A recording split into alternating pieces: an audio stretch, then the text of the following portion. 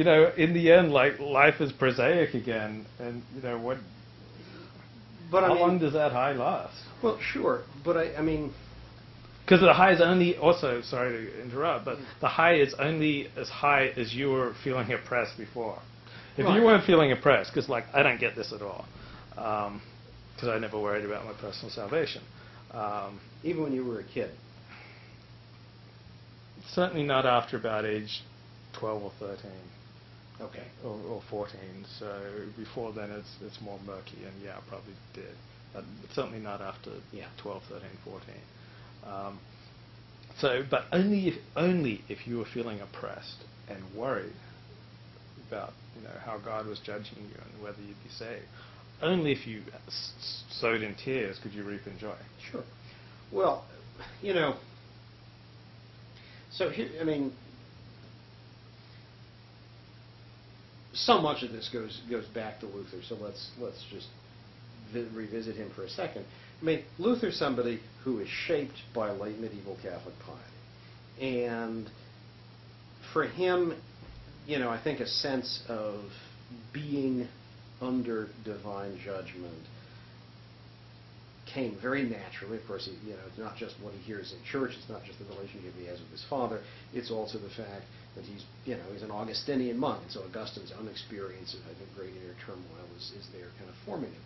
Well, you know, the Lutheran theologian Wolfhard Pannenberg points out that centuries later, late medieval Catholic piety was long gone, but people, notably in the Lutheran tradition, sort of felt like authentic Christian experiences experienced like Luther's. So what do? They create church environments in which that experience gets replicated.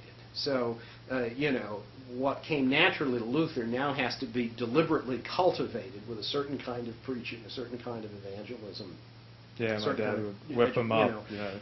So I think if that's right, and I think it is, then it seems to me finally the same sort of thing is true here. You extend the half-life of that experience because you're in a church setting that keeps feeding. They do it every, like, they'll start the sermon with, how will you ever be right with God? Yeah.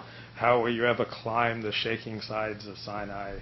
You know, how will you ever live up to God's law? How will you, who is sinful, come into God's presence?